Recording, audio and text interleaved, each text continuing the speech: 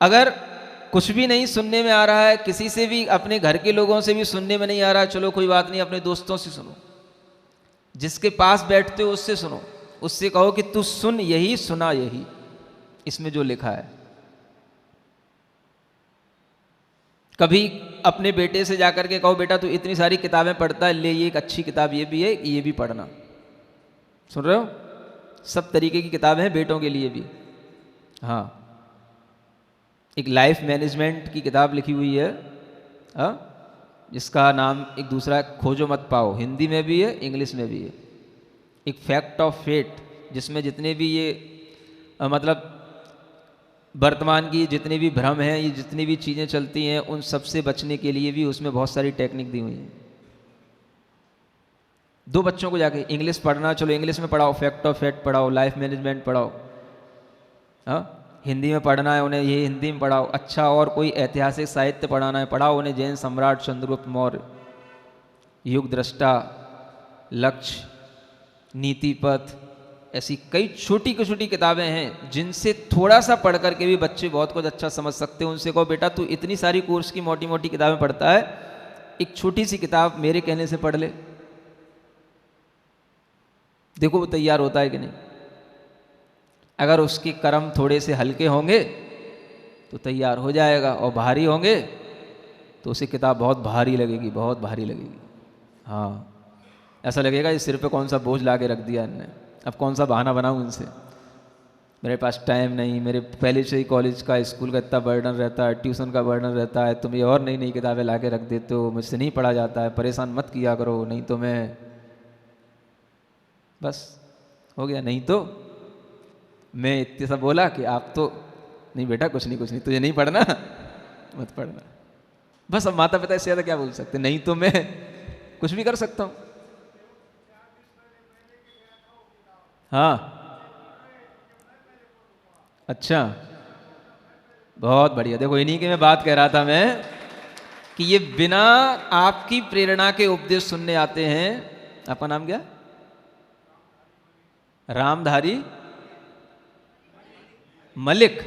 अच्छा, देखो ऐसे भी लोग उपदेश सुनते हैं, भले ही कुछ ऐसे शब्द हो जाएं जो हमारे से क्लिष्ट निकल जाएं, लेकिन तब भी घबराते नहीं हैं। सुन रहे हो, अब एक मलिक को हमारे उपदेश सुनने में आते हैं, लेकिन आपके जैन बच्चों को अगर आप एक दिन ले आओगे तो उनका सिर भारी हो जाएगा, हमें कुछ समझ नहीं आता। तो वो इसलिए नहीं आता कि उन्हें वास्तव में नहीं आता, उन्हें समझना ही नहीं है। उन्हें एक बहाने के रूप में इसलिए बताना है कि अगर हमने आज कह दिया कि हाँ अच्छा लगा तो हमें कल फिर आना पड़ेगा। समझ में आ रहा ना, ये एक भीतर मेंटलिटी पड़ी हुई है कि अगर हमने आज कह दिया हमें अच्छा लगा तो हमें कल फिर आना पड़ेगा। इसलिए इतनी समझदारी उनके अंदर तो है कि अपने को बचना है तो क्या करना, हमें समझ में नहीं आता, हमें अच्छा नहीं लगा, तुमने कहा था ना, 10 बार कहा था, इसलिए आज आ गया, अब कल से नहीं आऊंगा, अब कल से परेशान नहीं करना, बस हो गई बात खत्म। तो जब हमारे अंदर कुछ अच्छा होना होता है तो आदमी को कोई भी अच्छी चीज मिल जाती है तो वो उसको पकड़ता है, खींचता है, ग्रहण करता है, नहीं हमें सुनना है ना। जैसे ये बता रहे हैं, एक किताब यहाँ से लेके गए होंगे, एक बच्चे ने ली, दूसरे ने उसके खींचा, तीसरे ने भी पढ़ा कि नहीं मुझे पढ़ना है पढ़ना है। तो ये चीज़ तभी होती है जब बच्चे में ये भाव होगा कि हमें कुछ और भी सीखना है, अच्छा सीखना है, वह ज्ञान हमें कहीं से मिले तो हम उसको ग्रहण करें। लेकिन जब इतना अहम पैदा हो जाता है आज के बच्चों में अपनी पढ़ाई का, कि उन्हें कोई भी चीज़ पढ़ाई के अलावा अगर कोई बात की जाती है तो उन्हें उस अपने अहम के कारण से अच्छी नहीं लगती, कि नहीं हमें कुछ नहीं सुनना, हमें कुछ नहीं पढ़ना। और वो अहम आपने पैदा कर दिया, अच्छी अच्छी ट्यूशनें दे करके, अच्छी अच्छी स्कूलों में पढ़ा करके एक अहम पैदा कर दिया आपने बच्चे के अंदर, तो वो उसी माहौल में रह करके ऐसा हो जाता है कि वह कोई दूसरी चीज़ को पसंद ही नहीं करता है। और ये आपको पता नहीं होता, आपकी मजबूरी होती है कि अगर हम अच्छे स्कूल में ना पहुंचाएं तो क्या करें, और वहां पर उसे यही अहम पैदा हो जाता है, मेरी पढ़ाई मेरे जैसा कोई नहीं, बस। अब उसको आप ही कोई दूसरी चीज़ समझाओ तो आपको तो कुछ समझता ही नहीं, तो आपकी समझ कैसे लेगा वो। जब आपको वो कुछ समझे तब तो समझेगा ना आपकी। जब उसके अंदर इतना अहम आ गया कि मेरे इतने परसेंट आते हैं, मैं इतना बड़ा हूं, मैं ऐसा पढ़ता हूं, तो वो अहम उसको कुछ दूसरी चीज समझने ही नहीं देता। ये सबसे बड़े बच्चों के अंदर एक माइनस फैक्टर पैदा होते चले जाते हैं और इसी के कारण से उनके अंदर धर्म के प्रति नेगेटिविटी बढ़ती चली जाती है। आपको समय समय पर उनकी परीक्षा करनी होगी कि इनकी धर्म के प्रति नेगेटिविटी बढ़ तो नहीं रही है। हमने अच्छे स्कूलों में पहुंचाया, अच्छी ट्यूशनें दी, अब हम अगर कोई अच्छी बात बता रहे हैं तो ये सुनने को तैयार है कि नहीं? अच्छी कोई किताब दे रहे हैं तो पढ़ने को तैयार है कि नहीं? अच्छा कोई समय पर इसे अच्छी जगह ला रहे हैं तो वहां पर ये इंटरेस्ट से सुनता है कि नहीं? ये आपको परीक्षा करनी पड़ेगी, आपको समझदार बनना पड़ेगा, नहीं तो आपका बच्चा आपके हाथ से गया। अगर वो बच्चा धर्म के काम का नहीं तो समझ लेना आपके भी काम का नहीं, पक्का मान के चलना। हाँ हाँ, वो ताली इसलिए बजा रहे हैं, उनको बात सही समझ में आ रही है। हाँ, अगर वो बच्चा गुरु के पास नहीं आ सकता, मंदिर में नहीं आ सकता, अगर वो धर्म के काम नहीं आ सकता, तो आप भ्रम में मत रहना कि वो आपके काम आ जाएगा। हाँ, वो कभी भी आपको धोखा दे सकता है। भ्रम रहिता जिनवाणी, ये जिनवाणी बोल रही है, मैं नहीं बोल रहा हूँ। हाँ, पक्की मान के चलना। इसलिए आप उनका खुद परीक्षण करो, उनको समय समय पर देखते रहो कि इनका इंटरेस्ट किधर डेवलप हो रहा है, किधर ये झुक रहे हैं बार बार, किधर इनकी टेंडेंसी में क्या चीज़ें आ रही हैं। और ये जब आप एग्जामाइन करते रहोगे तभी जो है आपके लिए उनकी पालन पोषण कोई महत्व रखेगा, नहीं तो कुछ नहीं होगा। समझ आ रहा है आपको क्या करना है? उनको कोशिश करना भ्रम से रहित बनाने की, है ना? प्रेम से करना, प्यार से करना, पुचकार के करना, समझा के करना, लोभ दे के करना, गोदी में रख के करना, लाड रख के करना, प्यार करके करना, लेकिन क्या करना? इसका भ्रम दूर हो जाए। ये तो मस्त निश्चित मान के चलना कि वो अपने भ्रमों को और पाल रहा है, बचा रहा है अपने आप को भ्रम से, लेकिन वो बचेगा नहीं। अगर उसका भ्रम ऐसे ही बढ़ता रहेगा तो उसके लिए नुकसान बना रहेगा। समझ में आ रहा है? और वो भ्रम किस कारण से बन जाते हैं? पूर्व आग्रहों के कारण से। पूर्व आग्रह क्या? जो हमने पहले अपने दिमाग में रख लिया कि ये चीज ऐसी है, बचपन से उनको सिखाया गया है मंदिर में धर्म नहीं होता, तो उनके अंदर एक पूर्व आग्रह बन जाता है कि मंदिर में धर्म नहीं होता है। इसको बोलते प्रिजुडाइज, कि आदमी के दिमाग में एक ऐसी चीज बैठा दी जाती है कि उसके कारण से उसके अंदर एक इल्यूजन पैदा हो जाता है और जिंदगी भर वो उसी के साथ रहता है, फिर वो उसको तोड़ना बड़ा कठिन होता है। और वो बड़ी समझदारी से, बड़े प्रयासों से ही टूट पाता है। तो ये जो पूर्व आग्रह उनके अंदर बैठे हुए हैं स्कूल लाइफ से, कॉलेज लाइफ से, वो अब उनके लिए इतना बड़े हो गए हैं कि उन्हें अब किसी भी तरह से ये जानने की जरूरत ही नहीं पड़ती है कि हमें जिनवाणी को क्यों सुनना और जिनवाणी सुनने का क्या मतलब। और कुछ नहीं है, सिर्फ पूर्व आग्रह है। और पढ़े लिखे लोगों से जब भी कभी, हर पढ़े लिखे लोगों की बात नहीं कर रहा हूं, अधिकतर जिनके अंदर ऐसे पूर्व आग्रह होते हैं, अगर उन लोगों से कभी इस तरीके से कहा जाए तो देखो, पढ़े लिखे लोग भी धर्म करते हैं, पढ़े लिखे लोग भी धर्म के मार्ग पे पढ़ते हैं, तो पढ़ाई लिखाई उसमें कोई इश्यू नहीं है। पढ़ाई लिखाई के साथ में अंतरंग में जो ईगो पैदा हो रहा है, जो नेगेटिविटी पैदा हो रही है, जो उनके उस एटमॉस्फेयर के कारण से हो रही है, वो इश्यू है। क्योंकि पढ़ने लिखने वाले लोग भी विदेश में जाने के बाद में, अच्छी अच्छी जॉब करने के बाद में लाखों के पैकेज छोड़ करके आ रहे हैं और यहाँ पे आकर के दीक्षा ले रहे हैं, यहाँ पे आकर के जन सेवा के काम कर रहे हैं, यहाँ पे आकर के अपनी आईटी की जॉब छोड़ करके बच्चे यहाँ पे आके हथकरघा में लग रहे हैं आचार्य महाराज के पास में आकर के। तो ये क्यों? पढ़ा लिखा होना कोई बड़ा चीज नहीं है, पढ़ा लिखा बुरी बात नहीं है। पढ़े लिखे होने के साथ जो भीतर एक निगेटिविटी उनके नेचर से बनती चली जाती है, वो चीज उन्हें नुकसान पहुंचाती है। तो ये कभी नहीं कह सकते कि हर पढ़ा लिखा व्यक्ति उल्टा चलता हो, हाँ, ऐसा नहीं कहा जा सकता। और हर पढ़े लिखे व्यक्ति को धर्म पर श्रद्धा नहीं होती, ऐसा भी नहीं कह सकते। ये उनका अपना एक नेचर होता है जो कुछ उन्हें गलत कामों से जोड़े रखता है और धर्म से हटाने के लिए उन्हें तैयार रखता है। तो ये उनके लिए कुछ ना कुछ ऐसा जो भीतर नेगेटिविटी तैयार हो गई है उसको हटाने का काम, उसके बारे में सोचना, ये भी आपका धर्म ध्यान है और ये बहुत बड़ा धर्म ध्यान है। आपको ये चिंता जरूर करनी चाहिए कि आपकी पीढ़ियां धर्म सीखें और धर्म का मर्म समझें। क्या सुन रहे हो? अभी तो आप आते हो, जब भी हमें यहाँ के किसी भी सेक्टर का परिचय कराया जाता है, सुन रहे हो, ये जैना अपार्टमेंट के हैं कि ये वीरा अपार्टमेंट के हैं कि आज कौन है, आत्मवल्लभ, हाँ आत्मवल्लभ वाले, समझ में आ रहा है ना।